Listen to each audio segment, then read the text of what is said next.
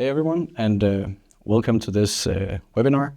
Today we're going to look at how we're creating low maintenance tests using Squish. My name is Lau Jespersen, and I'm with Qt, specifically working as a software engineer on Squish.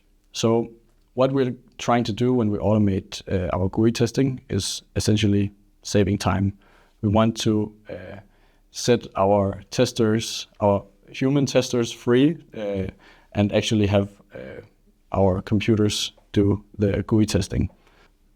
Then we actually save a lot of time, but we don't want to actually move all that time saved into just maintaining our test suites. That's the base motivation for lowering the maintenance effort required for your test suites. Yeah, first I'm just gonna brush up some concepts that are very crucial to creating low maintenance tests. So that is tests that last a long time before they break. And then I'm going to get into some examples. For instance, going to show what Squish does right out of the box with regards to low maintenance test suites. I will show you how you can make the effort required way smaller when the tests actually break, because they may do so. And there's certain tricks you can use to make it way easier to actually fix your tests once they break. And that's going to make the whole experience way nicer. Yeah, let's start with an introduction. And I thought it would be quite nice if we would ask like the opposite question first. So how do we actually create the worst tests possible? That meaning tests that will break basically instantly once you change anything in your AUT. So how that could be achieved would be to identify objects in the GUI based on, for instance, pixel values, so a dimension on the screen. If you did that, that would mean that making just the slightest changes to your GUI would break the test, because you could not identify the object after moving, let's say, a button a couple of pixels to the side. Furthermore, it's kind of the same principle. You may know in Squish that we can identify objects based on their properties. Let's say we then used all the object properties to identify an object. That would also not be very robust, so to speak, because changing one property could make the object unidentifiable.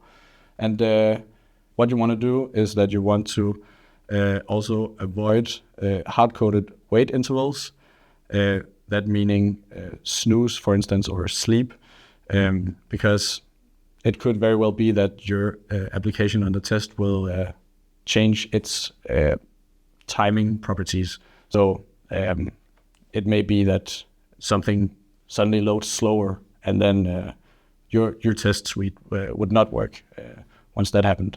One key concept here is that we want to abstract GUI objects and behavior when we refer to them from our test scripts. So that meaning that when we refer to a certain object in the GUI, we want to do it loosely enough that it can allow changes to happen in our application, but we will still be able to identify the object. And that also goes for timing, so behavior. I'll get more into that later. It will make more sense with examples, of course.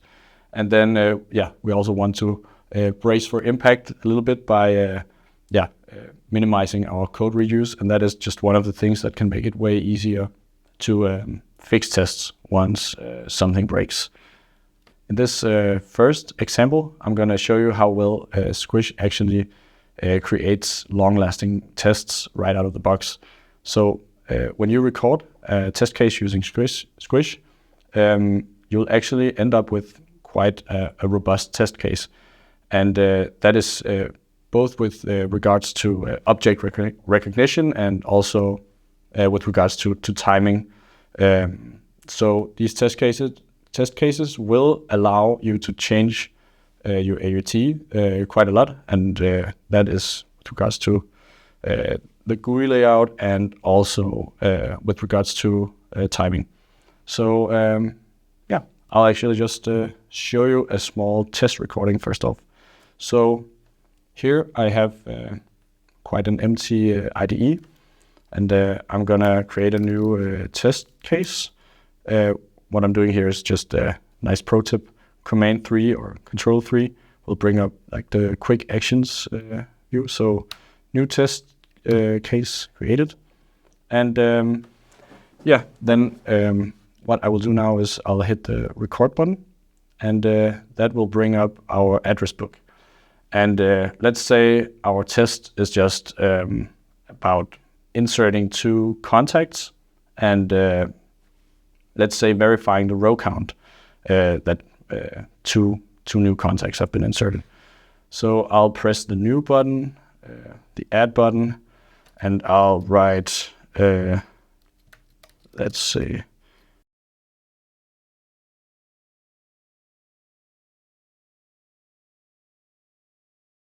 there we have 2 contacts, and now I'll just bring this one up and verify a property of our view here, and that would be this one. So I'll find the row count and insert a verification point here that we expect it to have the current value of 2 when we rerun the test. And now we're basically done recording. So I'll stop the. I did a little bit of backspacing here and there, so I'll just clean the test up. Just a second. Right. Okay. So now we're back with the cleaned up test script. I did a couple of typos, and now I just removed them. I also removed a couple of tab strokes, which they can be there, but they're not strictly necessary for the test to pass. And yeah, so this is what it looks like now. And let's just see it actually replay our actions here. So when I click replay here, we'll see our application under tests, the address book in action again. And yeah, just to point that out specifically, let's imagine that we are the developers of this address book. So now we can see our application being tested with the specific test case I just recorded.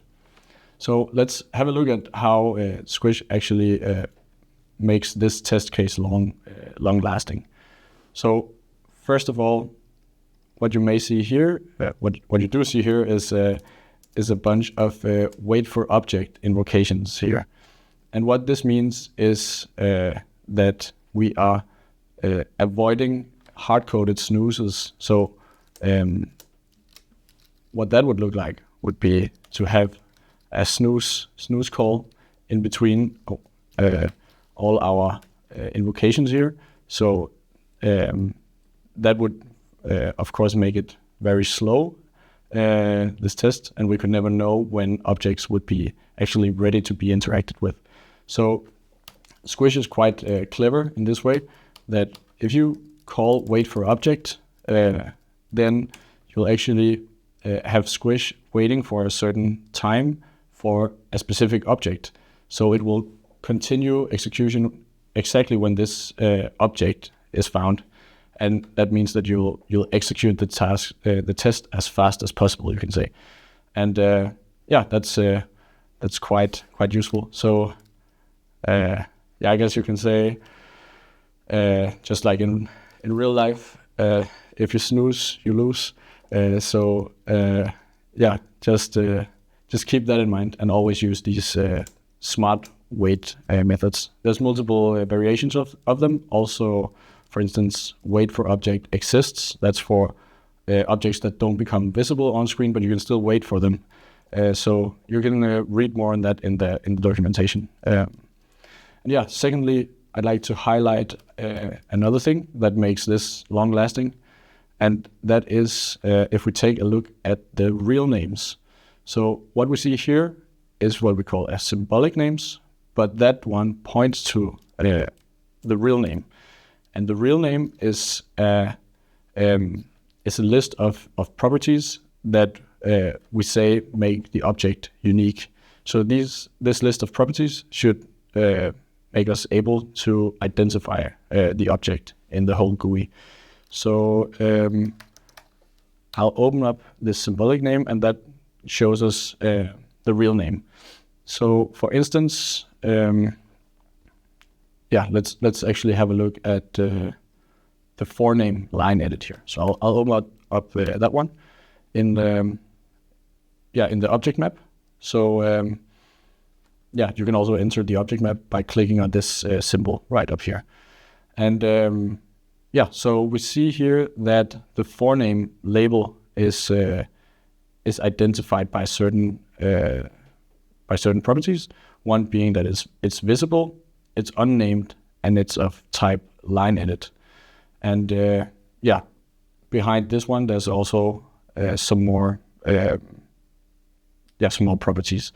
But Squish uses some heuristics to only select a subset of the properties available for a certain object in the GUI, and that means that we are being specific about the object, but not too specific. And if we were too specific, the object could suddenly not be found if we introduced subtle changes in the GUI. So out of the box, you can see that Squish does create quite robust tests. There's of course a limit to what Squish can know about your application. So when you're the developer of the application that you're making, you can make further steps to actually improve the robustness of your test. What you can do is that you can actually try to anticipate where changes will occur in the AUT. So you may be able to say that, this particular property, this is irrelevant for the uniqueness of this particular object. And then you can actually just delete it from the real names, the list you saw before in the object map. And what this does is it actually increases the flexibility. You can say the less properties by which you identify an object, the more flexible and robust the object recognition becomes. Of course, reducing the number of properties also increases the chance of ambiguity. So you need to find the sweet spot between a large and a small number of properties that are used to make an object unique. Yeah, and of course, you can also inspect the properties that Squish automatically chose to identify your object with, and then you can use your knowledge to probably also just swap out properties. It could be that something way better exists on the object that you can uniquely identify the object with, and that is something you may know that Squish that Squish doesn't necessarily know. So always use your domain knowledge of the application to your advantage. In this next example, I'll show you how you can use your knowledge of the application to increase the abstraction level further and make the test case more robust. So I'll just return us to our example here. And let's return to the specific object that we were looking at before, the forename line edit. I'll actually just show you which one we're actually talking about. So I'll open up the application. It's this specific one. So when we're typing into this, we need to identify this line edit. So just to have that clear up. So what we have here is the data that we use to identify that line edit. So we see that, for instance, it's supposed to be unnamed. That's one of the criteria we use when we identify this object. So if it had a name, it would actually break the test. So I can show you this real quick. I'll just change the AUT a little bit, the address book here. I'm doing this off screen, but just a second. All right. So what I have done now is that I have actually changed our address book app here. So I went into the source code and I actually gave this particular object a name. So that's a change in our AUT. And in this case, it would actually break the test case here. So let's just try to rerun it and see it breaking. And now it's running. And we see we're not finding the object because it doesn't fulfill the criteria. It's not unnamed anymore. So I'll just cancel it because it won't get any further than this. So let's say that if I had been smarter about this, I would maybe have had some knowledge about how we usually program things or how our application would look down the line. That could have made me realize that perhaps we didn't need to have this particular object property of it being unnamed. So we could actually possibly have deleted this before or not used it. So I'll just show you what it looks like when I remove this property that it's unnamed. Now we've actually, now we're changing the object map here. So you can see what happens here is that, yeah, we remove the unnamed true property here. So I'll just hit OK. And yeah, that should actually make our test work again. So I'll just rerun it, Command R or Control R, and yeah, it's working again. So what I'm trying to say here is that we could have anticipated this perhaps, or in the bigger picture, any property that you may know could be too specific. You can examine your object map and actually remove these properties, and that will make the tests more robust. So yeah, big point here just to try to use your domain-specific knowledge here. A kind of related thing that I want to show you now is how you can also introduce a second layer of flexibility. I'm gonna try to give you an example here. So let's say that in the development of our application here, the address book, let's say that we wanted to change the forename label here to be called first name. And we could actually make a property that would be able to accept both as a valid property value.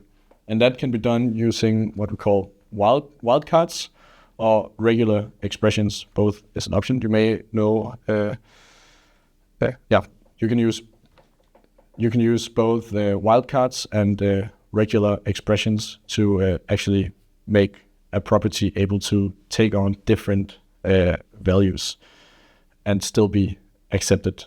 So I'll show you how we could make it acceptable with both the forename and the first name version of this. So actually, let me just break the application first. So I'll change it to first name. Okay, so what I've done now is that I have changed the label to first name. And what we should see now is a broken test. So I'll just run the test. And yeah, once again, it's broken because we said that we're looking for something with the forename label. So I'll just cancel real quick. And let's return to the object map to have a look at how we could make a flexible value here for the property. So once again, yeah, I can also show you, like, while your cursor here is inside the word, just Command 3 and open. You just type in open symbolic name, and you can have a look at it. So I'm just gonna, actually the forename lies within it, this particular property. So we see it here, and there is our value that we're looking for. So it's still set to forename, which is why the test run failed right before. So what we want to do now is actually to create a wildcard property here. So I'll select wildcard, And I know this could, this is maybe not an example you would see in real life necessarily, but what you could write here to make it accept both first name and forename would be if asterisk and name. And that would actually make our test able to run again with both of these versions of the AUT. So now it's been added, been updated, and I'll just rerun the test. Let's see it hopefully succeed again. Right, and it runs. So for good measure, I'll just change it back actually to the previous version just to show you that it actually works for both. So I am updating the AUT now, and let's see what it looks like now. Yeah, so we're back to forename, and I'll just run the test and show you that it should work, and it does. So that's a very powerful tool as well to use these wildcards. You can also use the regular expressions, but in many cases a simple wildcard is sufficient. And again, same thing applies. Try to use your domain knowledge and think of changes down the line that could have the need for such a more elastic name property, for instance. Well, but I am going to break it to you. Your tests are most likely going to break, even if you're the best of the best with regards to writing highly maintainable test scripts, because over time your AUT will eventually change too much, given enough time. So what we want to do is we want to make it way easier and faster to fix your tests and get them back up and running again when or if they break. So there's multiple things you can do in this scenario, but they're all kind of circling around the topic of reducing repetition in your script code base. So first and foremost, it's quite important to use the object map, which we looked at before. We were mainly looking at the real names, but the name you saw in the script, that's called the symbolic name. And that's quite important to use because you can say that all the references of this one symbolic name, they point to one specific place where you actually specify the object properties. So if something changes in your AUT that requires you to change your real name, you actually only need to edit it one place, because if you just change it there, all the places in your script that reference this specific real name will now use the updated value. So that's very powerful. It scales very well and can save you a lot of time. So second thing that's quite important is to extract functions. So in our previous example, we saw, for instance, that we were repeatedly clicking add, and we were typing in some values and some fields and clicking OK. And that's actually repetitive work that's being done there. And that could be put into a separate function, which would allow us to minimize repeated code in the script. So say we wanted to change something in how we add things to, let's say an extra field was added in this particular box. Let me just return. Let's say some extra info field was added here, an address or something. Then we would need to only change our script in one particular place if we had extracted the function. But if we didn't, we would have to make changes in an open-ended amount of places in the code base. I'll show you an example of this later on, but that's the basic concept of it. When you minimize repetition, you minimize the work needed when something requires changes. And lastly, you can also separate your test logic from your test data. And it may not seem obvious why that is important, but actually it's quite likely that when you change anything in your test scripts, so also when you're fixing something in your test scripts, that you are going to break something else in your test scripts, for instance. So you can say that it's quite valuable to change your test scripts as little as possible. And if you're able to, let's say, read the address, read the contact information, like the names and such, from a separate file, and then use that in your script, you're actually minimizing the potential changes needed to your script later on. And that can also be quite useful. Yes, so let me just show you the basic idea of using the object map. And as I said before, you can really improve the experience of fixing your tests if you only use symbolic names directly in your script. And Squish by default only uses symbolic names in the script. So what we see here, all these references to the fields in our application, these are just symbolic names. But what you can do is you can actually use a real name inline here in the script. So you can say convert to real name, and that would actually inline the whole list of object properties directly in the script. And let me just show you an example of how that could become a little bit dangerous. So let's say every time we want to type something in the forename text field, we reference the object like this with all the properties that are recorded to make it unique.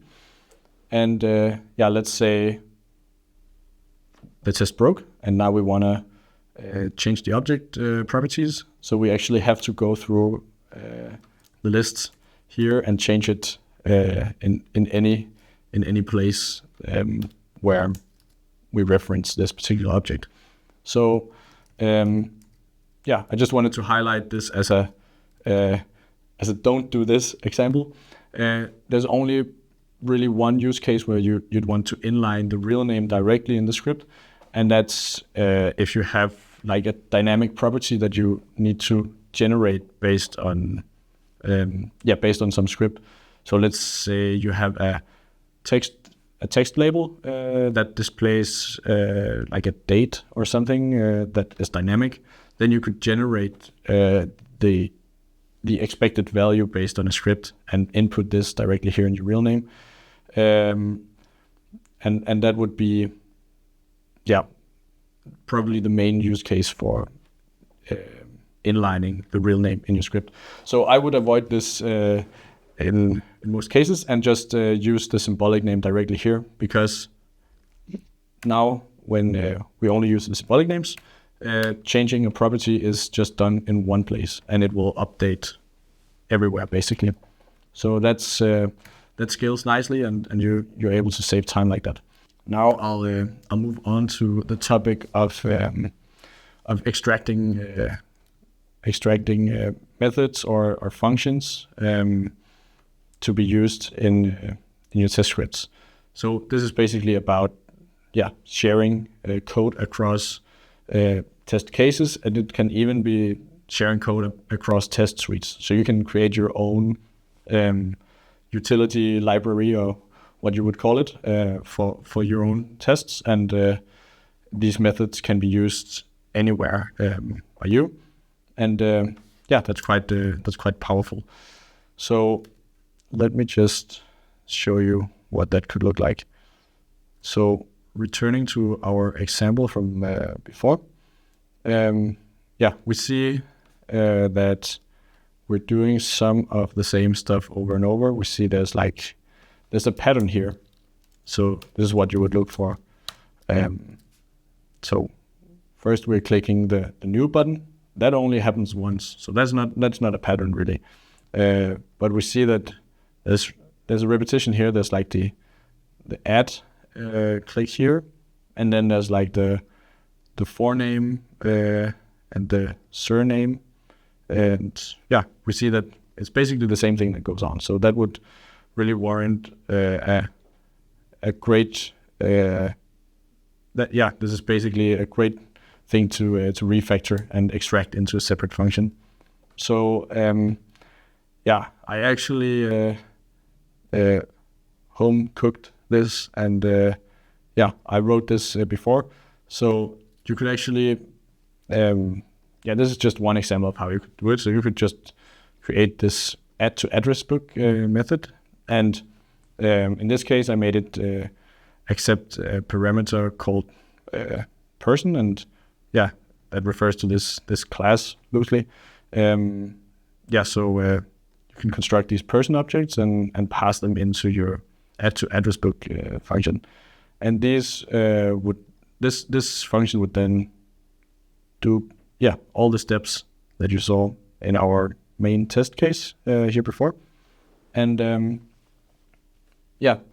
basically what this accomplishes is that now if you wanted to add your address your address field, for instance, you'd only have to do it here and not like in every instance of adding a person to the application. So let's try to use this this function that we just wrote. So I will return to our test case here, and of course we need to import this separate little utility file that we made here. So I will write import address book utils, and now we should be able to use everything from in there. So what I'll do now is I'll call add to address book, and that requires a person object. I mean, it could also have been written without any intermediate object, and just like by passing first name, surname, email, phone directly. You can write this any way you want, but this is just an exemplification. So what we'll do here is just take all of these values and add them to the person constructor. So now we are back with the test script after refactoring to use our small add to address book function here. So we see that it first and foremost looks quite a lot nicer. It's been simplified quite a bit, and all in all there's also less code because although something was moved out of it, it's only these 6 lines here, and we're definitely saving some lines here and repeating ourselves less. So let's see if this still works, and it does. So that's one way that you can definitely make it quite a lot nicer to fix your tests down the line if they do fail. Let's hope they don't, but they may do that at some point. Moving on to our next and last example, I'll show you a quick intro to how you can make your test scripts more data-driven. And I mentioned this briefly in the beginning of the course, that it can be quite useful to separate data and logic, because what you then achieve is that you actually lower the chance that you'll have to actually edit your script.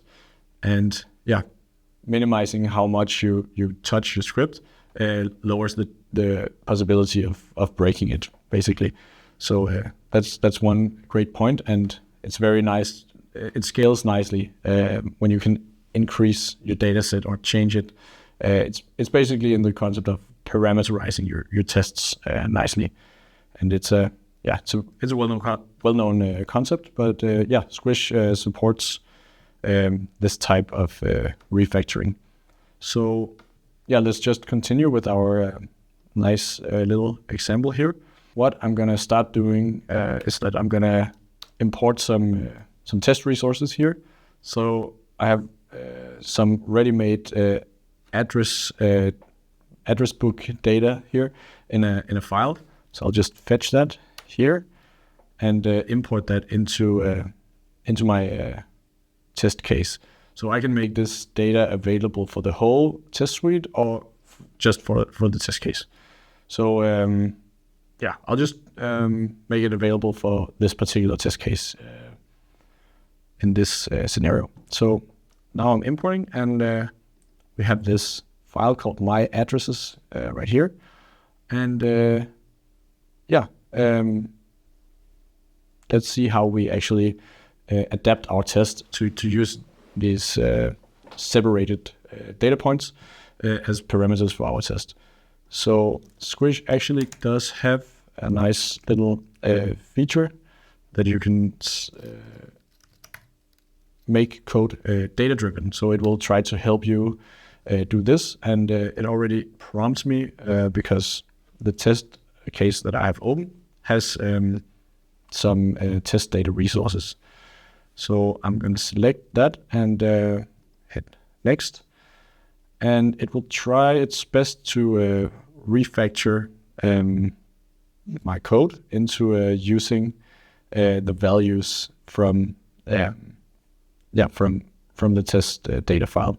So let's see what it does here. May need a little bit of adapting, but all in all, you can see that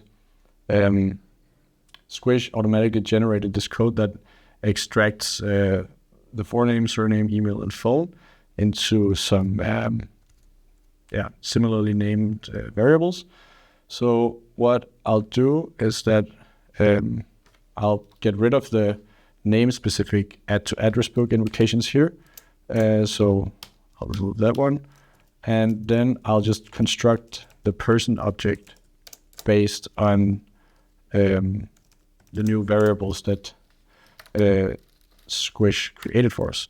So that will be the email right there, and lastly the phone. So what we do end up with here is basically a script that doesn't contain any specific any specific test data, and it just sources it all from our my addresses file. So let's give it a go and see if it works as expected. So now running the test, and we see it just churning through all the different data points in the test data file. And of course, I forgot to update our verification point here because there's obviously more rows in this file than 2. So it's actually a different test we're doing now. But let's say it's 15, and it would be working as expected, it seems. And but this was also more to show you how you can remove your test data from your test logic.